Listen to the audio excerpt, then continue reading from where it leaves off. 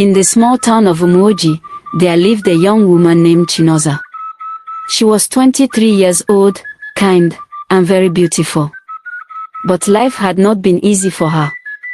Her father had died when she was a little girl, and her mother sold roasted plantain by the roadside to take care of her and her younger brother. Chinoza had been looking for a job for many months. Every day, she would dress up and go around town dropping her CV, hoping someone would call her for work. But no one ever called. One hot afternoon, Chinoza sat under a mango tree behind their house, looking tired and sad. Her best friend Ebra came to visit. "Chinoza, you still haven't found work?" Ebra asked. Chinoza shook her head and looked down. "I'm tired, Ebra. I've prayed and fasted. I even went to night vigil last week." Ebra looked around to be sure no one was listening. Then she whispered, "There's one church I know. People say it's powerful. Once you go there, your life will change." Chinoza looked up. "Which church is that?" "It's called the Fire of Wonders Church. It's not far from here, just across the river. But some people say strange things happen there." Chinoza's eyes grew wide. "Strange? Like what?" "Some say the pastor knows people's secrets before they talk. Some say people disappear after they go there. But others say they became rich just 1 week after attending service." Chinoza was quiet. Then she said, "If I stay like this, I will suffer forever. Let me go and see with my own eyes." That Sunday, Chinoza wore her best clothes and went to the church. The church building was very big. The walls were painted red and black. There was no signboard, only a strange symbol on the door, 2 eyes and a burning flame. A tall usher welcomed her with a wide smile. "Welcome, sister. You have come to the place of power." Chinoza nodded and walked in. The inside of the church was dark, with red lights everywhere. The music was loud and fast, and the people danced as if they were in a trance. Then, the pastor came out. He was tall, with shiny shoes and a long white robe. He had no Bible in his hand, only a golden staff. His voice was deep and strong. "Who among you is looking for a miracle today?" he shouted. "Me," the people answered. Chinoza raised her hand too. The pastor looked straight at her. "You. Come forward." Her heart jumped. How did he know she was new? She walked slowly to the altar. The pastor looked into her eyes. "You have been looking for a job for many months. You are the first daughter. Your mother sells plantain. And you cried under a mango tree on Tuesday." Chinoza froze. How do you know?" The pastor smiled. "Because I see what others cannot see." The crowd clapped and shouted, "Power!" The pastor lifted his staff and touched her forehead. She fell to the ground. The last thing she heard before blacking out was the pastor saying, "Tonight, the sacrifice begins." Chinoza's body lay still on the cold floor. Her eyes were shut, but inside her mind, something strange was happening. She saw a big river of blood flowing, and behind it stood the same pastor, but this time, he had no face, only 2 burning red eyes. Around him were people, hundreds of them, dressed in white robes, but none of them had shadows. She tried to run, but her feet were heavy like stone. Then a loud voice echoed in her ears. "One must go, so that one may rise." Suddenly, she screamed and jumped up. She was back in the church. Everyone was clapping and shouting, "Power! Power!" The pastor smiled. "You have crossed the first level." Chinoza was sweating. Her body felt weak, and her chest was heavy. She looked around, everyone's eyes were on her. Some were smiling. But their smiles were too wide, like masks. I want to go home," Chinoza whispered. But the usher from earlier appeared beside her. "Sister, you cannot leave now. The service is not over," he said softly, but firmly. His eyes were glowing a little. Chinoza wasn't sure if it was from the red lights or something else. The pastor raised his golden staff again. We have a new daughter in the family. But her miracle must be sealed tonight. She will return at midnight for the special covenant service. The whole church shouted, "Yes, Daddy." Midnight. Chinoza had never heard of churches doing midnight covenants on the same day as Sunday service. But she was too scared to ask questions. After the service, another usher led her into a small room behind the church. Inside the room were candles, burning incense, and pictures of people she didn't know, some with black crosses over their faces. There was a chair in the middle. "Sit," the usher said. Chinoza sat down slowly. A woman entered the room, tall, with long braids and a white wrapper. She smiled gently. "My name is Mommy Prophetess. I will prepare you for tonight," she said. She brought out a calabash filled with dark liquid. "Drink this, so your spirit can be clean before midnight." Chinoza held the cup. The smell was bitter, like old herbs and something else, something rotten. Her hands began to shake. "I don't think I want to." Before she could finish, Mommy Prophetess placed a hand on her shoulder. Her grip was like iron. "You must drink, or the spirits will be angry."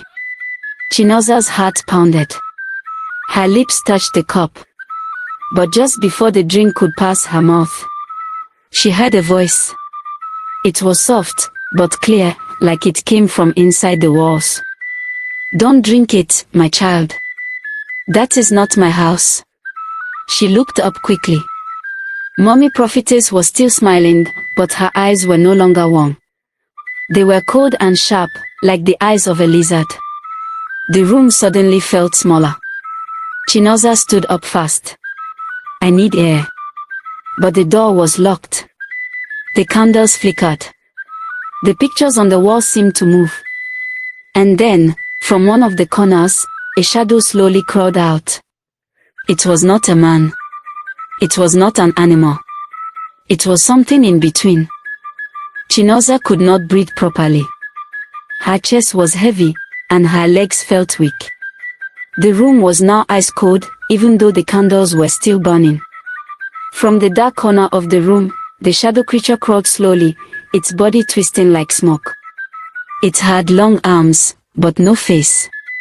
Its hands dragged on the floor, leaving black marks behind.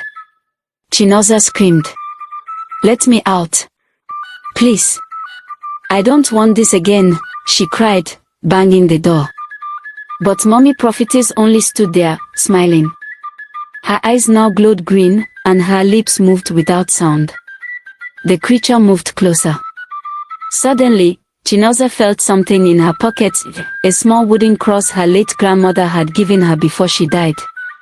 Her hand shook as she pulled it out. As soon as the cross touched the air, the creature let out a deep growl, and pulled back into the darkness, hissing like boiling oil. Mommy Prophetess's face changed. She hissed too, like a snake. "That charm must not enter this place," she shouted. Chinoza held the cross tight. "My grandmother gave me this. She said it would protect me." With sudden strength, she ran to the door and kicked it hard. Bang! It flew open. She ran out of the room, down a long red hallway she hadn't seen before. The hallway seemed endless. Doors lined both sides, and behind each door, she heard cries, whispers, and strange laughter. "Help me. I want to go home. They took my eyes. Don't trust the light." Chinoza covered her ears. "I just want to go home." At the end of the hallway, she saw a glowing exit sign. She ran faster. But as she got closer, the walls began to melt. Not with fire, but like wax, soft and dripping. Faces began to push through the walls, crying faces. Faces of young girls. Some looked like they were still alive. One of the faces opened its eyes and whispered, "Tell our mothers, we never left the church." Chinoza froze in fear. She turned, but behind her, the pastor had appeared. No longer in white. Now he wore a robe made of bones, and his golden staff had turned into a black serpent, coiled around his arm. "Where do you think you're going?" he said calmly, but with a voice that shook the walls. "I don't belong here," Chinoza whispered. The pastor raised his hand, and the hallway began to close, like a mouth swallowing a whole. But just before the last candle went out, a loud thunder cracked outside. Boom! The roof shook. The lights blinked. And a voice thundered from above. "She is not yours. You will not take her." Everything froze. Even the pastor turned and looked upward. Chinoza fell to her knees. A bright light poured in from the ceiling, forming a circle around her.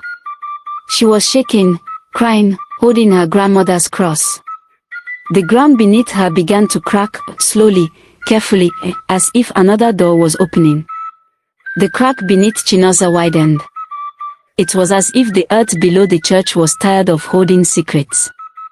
Light, bright like the morning sun, was rising from the hole, blinding, warm, and pure. It surrounded her, but did not burn her. Instead, it felt like home. Chinoza looked up. The ceiling was now open, but there was no sky, only more light, stretching forever. The pastor took a step back, shielding his face with his robe of bones. The black serpent on his arm let out a loud hiss and disappeared into his sleeve. Mommy prophetess ran into the hallway, shouting in a voice that echoed like thunder, "She is crossing. Stop her now."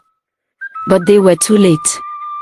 From the crack in the ground, a hand slowly rose, an old, wrinkled hand with a red prayer bead around the wrist. Chinoza gasped. "Grandma." The hand touched her ankle, not to harm, but to pull her gently toward the crack. It was a door, a spiritual door. Chinoza heard her grandmother's voice, just like when she was a child. "My child, not all who call themselves men of God belong to him. You must walk with wisdom.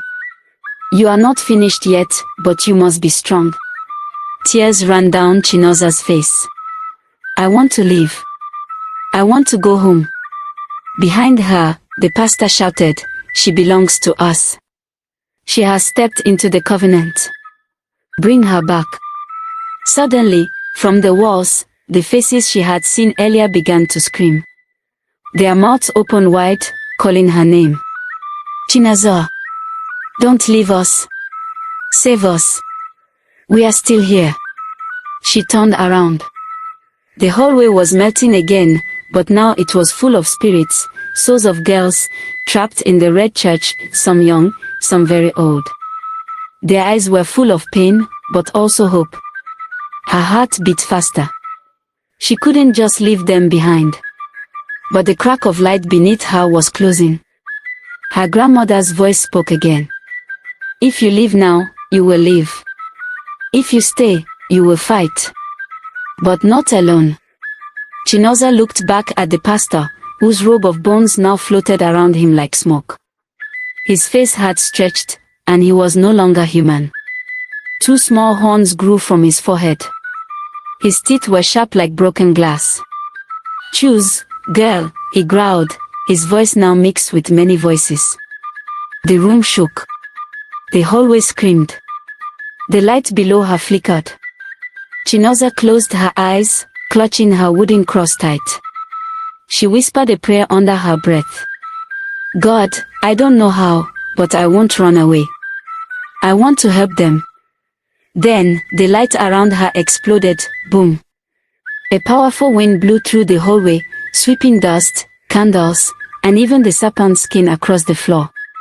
When Chinoza opened her eyes, she was no longer standing. She was floating in the air. Her eyes glowed faintly, and her voice echoed, but it wasn't her alone. It was her grandmother's voice and hers, together. "You took many. But tonight, one rises, and many will be free." The pastor screamed in rage. The walls cracked. The floor split open. And suddenly, a loud bell began to ring. A sound that hadn't been heard in that church for over 30 years. Ding! Ding! Ding! It was the bell of judgment. Ding! Ding! Ding! The ancient bell rang from above the altar, even though no one touched it. Dust fell from the ceiling. The walls began to shake. The red lights flickered as if afraid of the sound. The demonic pastor stumbled backward. His voice cracked. Who rang that bell? That bell is forbidden in this house. But Chinoza wasn't listening. She was still floating in the air, her eyes glowing faintly. Her grandmother's voice spoke through her once more. This house was once holy, until greed opened its gates to the wrong spirits. The ground beneath the altar opened, and from the crack, a scroll of fire rose slowly, spinning in the air. Words began to write themselves across it, strange words in ancient Igbo and Yoruba scripts. The pastor growled, his face now twisted and dark. This girl has power. I must end her before the covenant breaks, he shouted. Suddenly, the church changed. The fake wooden pews turned into sharp black thorns.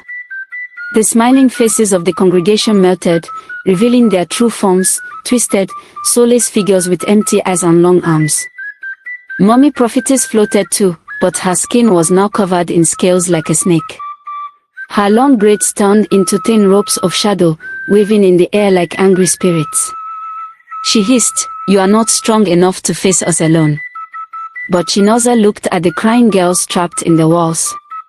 She stretched her hand toward them and shouted, "You are not alone. Come out." From the walls, the spirits of the trapped girls began to glow, one by one. They rose, their chains melting, their voices joining hers. "We are many." The power in the room exploded. The thorns burned away. The candles fell. The serpent on the pastor's staff turned to ash. Chinoza came down slowly, her feet touching the ground again. The red lights went out. Now the room glowed with a warm, golden color, the same light that came from her grandmother's cross. She walked forward toward the altar. The pastor screamed and ran toward her, lifting his staff like a sword. But before he could strike, boom! A giant invisible force threw him backwards, slamming him into the cracked wall. His robe of bones shattered. His horns cracked and broke. He let out a deep growl and disappeared into a dark hole in the ground, sucked away screaming. The whole church was silent.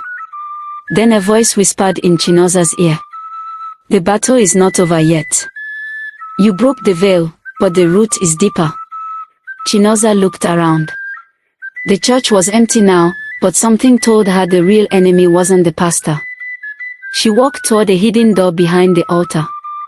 There, carved into the wood, were the names of many girls, including her own. Her hands trembled. She had never written her name there, so who did? Suddenly, the door creaked. A small girl in white stepped out of the shadows behind it.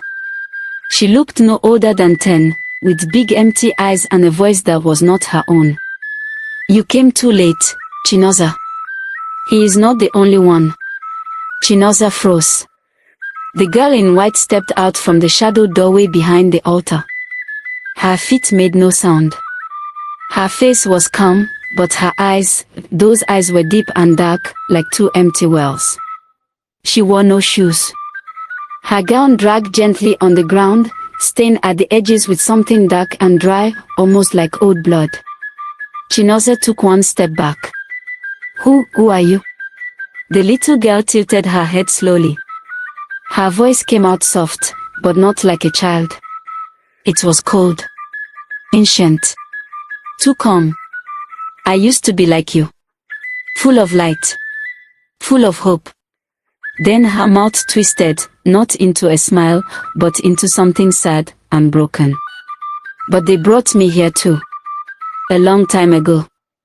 When this church was still beautiful." The air grew heavy. The candles that were once glowing golden turned blue. The walls paused, like they were breathing again. Chinoza clutched her wooden cross, eyes wide. What do you mean? Who brought you? The pastor. The girl looked down. No. The pastor was only a gatekeeper. There is one deeper, older, buried beneath the foundation. The real master of this church. Chinoza's heart began to beat faster. She thought she had ended it, but this was only the surface. The little girl raised her hand and pointed to the ground. The final altar lies below. You must go there. If you don't destroy it, this place will rise again, and it will take more girls. Stronger ones. Innocent ones. Suddenly, her voice changed. It shook the walls. You must go now. The floor beneath the altar cracked wide open with a violent quake. A long spiral staircase revealed itself, twisting deep into the dark earth, dripping with red water and whispering voices. The smell of smoke and blood floated up from the hole. Chinoza looked down. The deeper she stared, the more the shadows seemed to move, like something was waiting. She turned to the girl. Will you come with me? But the girl was fading, becoming smoke. Her voice echoed one last time. Your grandmother sealed the first curse. You must seal the last. Go. And don't let it call your name. Then she was gone. Chinoza stood alone at the mouth of the stairs. The voices from below were louder now. Chi-na-za. Daughter of light. Will you walk into the fire, for them? She closed her eyes. Took a deep breath. Held her grandmother's cross tightly in her palm. Then she whispered. If it means setting them free, I will go. And she stepped onto the first stair. Chinoza's foot touched the first step. The moment she stepped down, the air changed. It grew heavier, warmer, like the breath of something alive waiting far below. The staircase spiraled downward like the inside of a giant snake. Each step creaked beneath her weight, and strange symbols glowed faintly on the walls, some written in Old Igbo, others in languages she didn't understand. She kept going. Step after step. Drip. Drip. Drip. Red water fell from cracks in the wall. It looked like blood, but smelled like firewood. The voices whispered all around her. Turn back. It's not too late. You are just a girl. You don't belong here. You will never make it out. Chinoza's hands were sweating. Her heart beat like a talking drum inside her chest. She paused and touched her grandmother's wooden cross. God, if you're still with me, don't let me be alone now, she whispered. She continued. At the bottom of the stairs was a large wooden door. But this one wasn't locked. Instead, it opened by itself with a loud, slow groan. The room behind it was massive. Like a cave, but with walls carved by human hands. There were candles everywhere, floating in midair like stars. In the center of the room stood a stone altar, dark and wide. It had chains wrapped around it, but the chains were moving, like they were breathing. Above the altar floated a black mask, shaped like the face of a lion, but with long curved horns and teeth like razors. And beneath the mask was a shadow. Tall. Silent. Watching her. Chinoza could not move. The shadow did not speak, but its voice entered her head like a whisper inside her brain. You found me. But do you even know who you are? She shook her head. I'm just a girl. I didn't ask for this. No. You are a key. You are a bloodline. You carry what your grandmother sealed, and what your mother ran from. Her eyes widened. My mother. What do you know about my mother? She came here. Long ago. She made a vow, but she broke it. That is why I called you. The blood must finish what the blood began. Suddenly, the altar cracked open. And from inside it, a heartbeat began to thump. Boom. Boom. Boom. It was loud. Slow. Powerful. The whole room shook with each beat. Chinoza fell to her knees. Something inside her was changing. A burning feeling in her chest, like something was waking up inside her. Then, a vision. She saw her mother, younger, dressed in a white gown, standing at the same altar, crying. She heard her say, "Please, not my daughter. Take me instead." Then she saw a sharp blade, a dark figure, and then, silence. The vision faded. Tears rolled down Chinoza's cheeks. "You lied. She didn't leave me. She tried to protect me." The shadow hissed. The horns twisted. The mask glowed red. "And now you must choose. Take her place, or walk away and watch another suffer in your name." Chinoza stood up slowly. She wiped her tears. And for the first time since she entered the church, she was not afraid. She stepped closer to the altar and whispered, "Then I choose to finish what she started." Chinoza stood before the altar, her hands trembling but her eyes burning with courage. The black mask above the altar hovered lower, its horns twisting like fire. The chains around the stone altar tightened, clinking like metal snakes. "You cannot break the covenant," the voice said. "Blood brought you here. Only blood can close it." Chinoza took one final step forward. "I will not give you blood," she said. "I will give you something greater." She lifted her wooden cross high. As she prayed, the light inside the cross burst out like the sun rising over darkness. It blinded the shadows. The floating candles turned golden again. The black mask screamed. The chains broke with a loud snap. The altar split in two. The ground shook. The walls cracked. The voices of trapped girls screamed, not in fear this time, but in joy. The spirit in the mask growled, then began to melt into black smoke. "This is not the end, daughter of light," Chinoza shouted back. "But it is the end of your rule in this place." With a final blast of holy fire, the cave collapsed. The walls fell in, and light burst from beneath the earth like a volcano of hope. Chinoza fainted. The next morning, she woke up outside, lying on the red soil behind the church building. Birds were singing. The sun was rising. Her clothes were dusty, but her spirit felt clean. Beside her were 12 girls, all glowing with light, the same souls that had been trapped. Now free. Smiling. One of them, the little girl in white, whispered, "You did it. Thank you." Then they slowly faded into the morning mist. The church behind her collapsed into rubble. Just ashes and stone. No sign of the red lights. No more chants. No more spirits.